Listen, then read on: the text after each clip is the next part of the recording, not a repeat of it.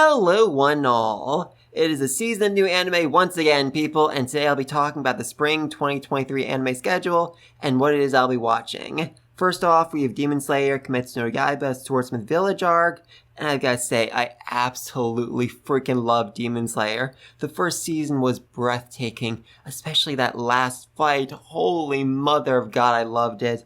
And there was a movie that was spectacular, second season, pretty good. This season, I might actually end up skipping. I mean, I've read the manga, and the Swordsmith Village arc just really doesn't interest me as much as some of the other arcs in this series. I mean, it definitely has its highlights and moments I'm really excited to see animated, but overall, it really feels like a skip to me, and I really feel bummed to say that. Oh well, what comes next, what comes after this arc is really spectacular, and I'm looking forward to that. Anyway though, then we have Attack on Titan, the final season, the final chapters. So this is, I think, part 3 of the final season, which is being divided into 3 separate episodes. First one already aired, I watched it, was spectacular, I loved it. And I'm very excited to see part 2 and part 3 animated as well. I mean, like with, Demon Slayer, I've actually read the manga, so I know how it ends, but I'm still really excited to see how the anime ends things. I mean, I'm not one of those insane fans who's like, the anime is going to fix the ending, the anime is going to completely change what happened. No, that's not going to happen. There is no way on God's green earth they're actually going to make any, substantial changes to the plot. What I want instead is just more of an explanation, because there are a lot of things that happen in the last, 2 chapters that I am still, really, really confused about. Especially because there's this one line that a character says, I won't go into spoilers here, don't worry, and it could mean 2 different things. It could mean this person did something, or this other person did something, and to this day, even months after the last chapter came out, I still don't know which it was, and it is insanely important because it fully changes everything that came before it. So yeah, like I said, really don't want an entirely new anime original ending. I just want them to actually spend the time to actually explain what it was that happened in these final moments of the series. That's all I want. Alright, the next up we have Dr. Stone New World, and longtime viewers of my channel know that I am so freaking excited for this, because I covered every chapter of Dr. Stone from this point in the anime until the final chapter, and then the bonus chapter that came out after the final chapter. And this arc right here, the Treasure Island arc, is probably one of the best in the entire friggin' series. I mean, if not the best, probably the second best. And also has one of the most terrifying, actually 2 of the most terrifying moments in the series. I'm so excited to see them animated. I already saw the first one in the trailer, and I'm guessing the second one might actually end up being in the first episode. I mean, I might end up actually doing a reaction video to, episode 1, because I really want to see how they animate that. Oh, just holy mother of God above, it is going to be spectacular. Oh, I can't wait. Anyway, though, then we have Tokunawa Over the Moon for You, Season 2. And not gonna lie, I didn't actually watch Season 1 of this series, but I've been reading the manga recently, and it's actually been really good, so I might actually end up giving this a try. I'm not sure. I mean, in an ideal world, I'd actually go back and rewatch the first season, but I do not have time for that, at all. Honestly, I don't even have time to watch every series I'm just going to mention today. There are a lot of these series I'm going to say, oh, I want to watch this so badly, and then, 2 months down the road I'll be like, oh yeah, I never got past episode 1, did I? Oh, that's sad. Alright, and the next up we have 2 isekai back-to-back. First off, we have I Got a Cheat Skill in Another World, and became unrivaled in the real world too. And just holy mother of God above. Even for an isekai, that is an insanely wordy title. That is insane. Anyway though, the series is, as the title explains, our protagonist is fat, ugly, weak, and then one day he finds a doorway to a fantasy world, and instantly becomes tall, hot, and ridiculously, insanely powerful. But the big hook of this series is that he's able to go back and forth from the fantasy world back to Japan, as the title implies, like Digimon, or what was that anime that aired last season? Saving 80,000 gold in Other Worlds. And weirdly enough, the majority of the series, at least from what I saw in the manga, is focused on his time in Japan. It's focused on him going to school, making friends, doing all of that, and his whole let's go explore fantasy world's more like a hobby that he does on the weekends. It's kind of weird, and I do actually really like that about it. But I will say my biggest gripe with the series is our protagonist just insanely low self-esteem. I mean, I get it. He spent his entire life being berated and insulted by everybody, including his family, especially his family. So obviously his self-esteem wouldn't be rock solid just because, he got hot. But he just spends so freaking long going on this like, oh, I don't deserve this. I'm not worthy of this. I'm just like a loser. And it just gets so freaking old so fast. It is so annoying. Overall, though, I do enjoy the series. Hopefully, the anime tones down that element just a little bit. And if they do, I think a lot of people would really enjoy watching the series. Alright, then we have Summoned to Another World for a second time. A second isekai with an interesting hook to it.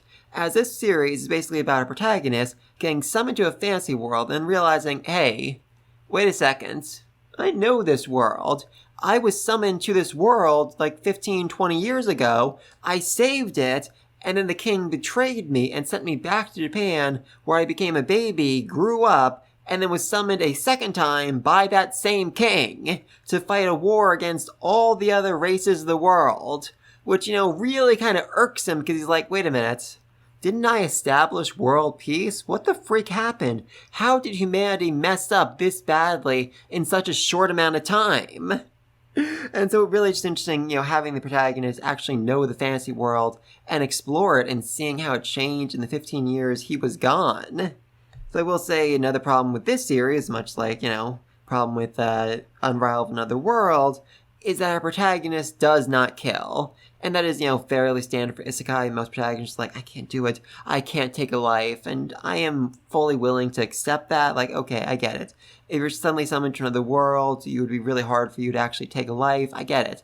I mean, I certainly would struggle with that as well. But this is like a huge defining character trait for him. And it's not even like, oh, he's such a nice guy who refuses to kill. He is, kinda awful. I mean, the way he reintroduces himself to one of his subordinates is to pick her up and start spanking her in the middle of a field, which just weird. So weird. So, yeah, I mean, his no-kill rule is just so annoying. But anyway, though, moving on, then we have Mashal, Magic and Muscles. And the best way I can describe this series is, it is Black Clover turned up to 11. I mean, Black Clover has Asta, who is kind of dumb and is able to overcome his lack of magic by getting really physically strong and relying on anti-magic. Whereas Mashal is about Mash, a dude who is really overwhelmingly stupid, who manages to overcome his lack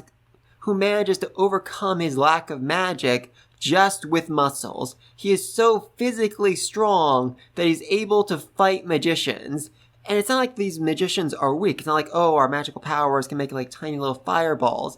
They are basically gods, and Mash just beats all of them up every single time. This is a man so strong, he can catch a sword with his eyelids. This is a man so strong that he's able to start a fire on a marble floor by breakdancing. This is a man so strong, he can form a one-man bucket line. So yes, Mash is just insanely overpowered. This series is freaking hilarious, and he solves all of his problems through either violence or cream puffs. That's his, other big defining trait. He loves cream puffs. Like, he's only able to make cream puffs. Oh, it's hilarious, and I freaking love it. Alright, and then we have Ancient Magus Bride Season 2! Holy mother of God, I'm so excited for this one. I mean, it's been a really long wait since Season 1, though that does definitely make sense. I mean, weirdly enough, the ending of Season 1 managed to outpace the manga. And this isn't one of those series based on a light novel. The manga is the only source for the anime, and yet somehow the anime managed to surpass it with its final episode. I have no idea how. I'm assuming that was a lot of, work between the author and the anime creators. So yeah, it absolutely makes a lot of sense why we'd have to wait a long time for Season 2, because the author hadn't actually written Season 2 yet. I mean, seriously, just in the last couple weeks, I feel like, this current arc of the series came to an end in the manga, so now we can finally get an anime! Huzzah! And I am definitely interested in seeing how people react to this, because manga readers, I mean, by and large, have been fairly annoyed with this arc. They feel like it isn't as good as what came before it. And I do get that. I mean, the first arc was all about Chisei, going out into a fancy world, exploring, oh, the land of dragons, the land of this, oh, this beautiful English countryside. Whereas season 2 is just her in school. And yes, it is a magical school, much like Hogwarts, but at the same time, it's not the same as, the beautiful English countryside. And honestly, my bigger issue is that there are a lot of characters, I mean, probably like 10 to 20, who were all introduced very quickly, and it became very hard to keep track of who was who. I mean, also probably didn't help this is like a monthly manga, so whenever a chapter came out, I'm like, okay, I have to reread the last 3 chapters to remember exactly who's who and what's going on, and what everyone's trying to do. And I feel like with a weekly anime, it'll be a lot easier to keep track of what's going on, who all the characters are. Hopefully. There are still a lot of really great moments in this arc that I'm so excited to see animated. Alright, then we have another series I'm so excited for. The Aristocrats' Otherworldly Adventure, Serving Gods Who Go Too Far. And this series can best be described as the most isekai I have ever seen. I mean, seriously, there is every trope you could imagine in this series. We have a protagonist who dies a pointless death, gets reincarnated in a fancy world as a son of aristocrats, he's insanely overpowered, he gets a harem very easily with no effort on his part, his sister is in love with him, just seriously, everything in this series feels like a trope I've seen 1,000 times before, and yet it works. I'm not really sure why this is so much better than most other isekais, but it is enjoyable. Maybe because the series doesn't feel as cheap. I mean, yes, he has a harem, but at no point are any of the characters ever looted. I mean, they are mostly children, but that doesn't really, matter much when it comes to anime, unfortunately. And even his sister, who is very much in love with him, never becomes, overly obsessive or annoying. It's more just like oh, isn't that funny, like a light irk, instead of, okay, this girl is a crazy stalker who's gonna murder all of his girlfriends. So yeah, I just really enjoy this series. And I mean, it's also just really fun because, seriously, this dude is insanely overpowered. I know overpowered isekai protagonists are a dime a dozen, but this series almost feels like One Punch Man. In fact, the very first scene in the manga is Kane fighting a red dragon at age like 5 or 6, and then getting disappointed because he killed it in one blow. Holy mother of God, this kid is insanely broken. In fact, he's so broken, he literally breaks the scale. Everyone in this world has a blessing from one of the gods between 1 and 5. All of his blessings from every one of the gods is at a 10. People don't even realize that a blessing can go past 5, and all of his are at a freaking 10. Oh my god, it is such a wild ride, and I cannot freaking wait to see it animated. I'm already seeing a lot of scenes in the trailer that I do not recognize at all from the manga.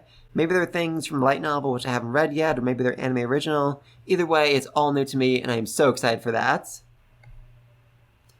Oh, right. Mobile Suit Gundam, The Witch Mercury Season 2.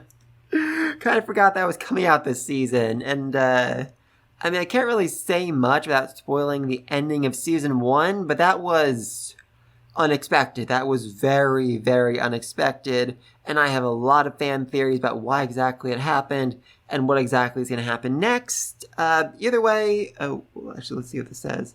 Interesting. So, 2-week time skip since the ending of Season 1. Very curious. Very excited for that one. Can't wait to watch it. Oh, and then we have this one. Now, most of the series I'm covering today are things, I've read the manga, and so I'm looking forward to watching the anime. This one I've never even heard of before, but the description actually sounds rather interesting. Sacrificial Princess and the King of Beasts. The King of Beasts regularly eats humans, but the 99th sacrifice is not afraid of him, and does not wish to be freed because she has nowhere to go. The king finds her intriguing, and lets her stay by his side as his consort despite being human. This is a story of how Seraphi will become the queen of the demons and the beasts. That honestly sounds pretty interesting. I mean, not really into, human-beast relationships, but I don't know, the premise sounds interesting. I might actually end up giving that one a try. Not sure yet. Right, and then finally we have Pokemon Horizons, the series, and yeah, it's weird. It is really weird to me that Ash is no longer the protagonist of Pokemon. I mean, I'm hoping he shows up in, Pokemon Horizons at some point, like, not as a main character or anything like that, maybe just like a slightly older guy, like, oh yeah, I traveled across the world, searching far and wide, each Pokemon to understand the power that's inside. Just like have Ash pop in, talk about his own adventure, talk about his own journey, stuff like that would be amazing.